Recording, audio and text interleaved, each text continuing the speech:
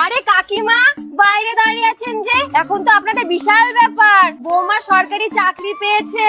হ্যাঁ, ওই এখন একটু সবাই সম্মান টম্মান করে আর কি। মানতেই হবে, কপাল করে এরকম একটা বৌমা পেয়েছেন। হ্যাঁ মা, আমি আসছি।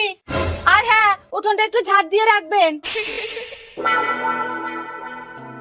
বাহ, বৌমা চাকরি পেয়ে আপনাকে তো দেখছি চাকরি দিয়ে দিয়েছে।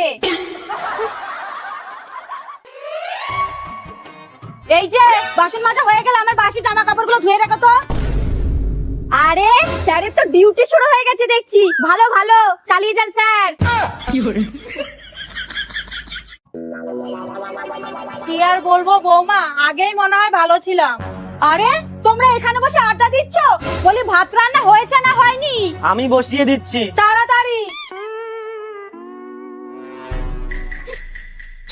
কি করি বলো তো বৌমা, এ তো হিতে বিপরীত হয়ে গেল। আমি বলি কি, আপনি আমার বাপের বাড়ি থেকে কদিন ঘুরে আসবেন, চলুন। ওরা এদিকে যা খুশি তাই করুক। ঠিক বলেছো। শোনো, কালকে বৌমা বেরিয়ে গেলে আমরাও চলে যাব। ঠিক আছে। উফ, আর কত দূর? এই তো আর একটুখানি।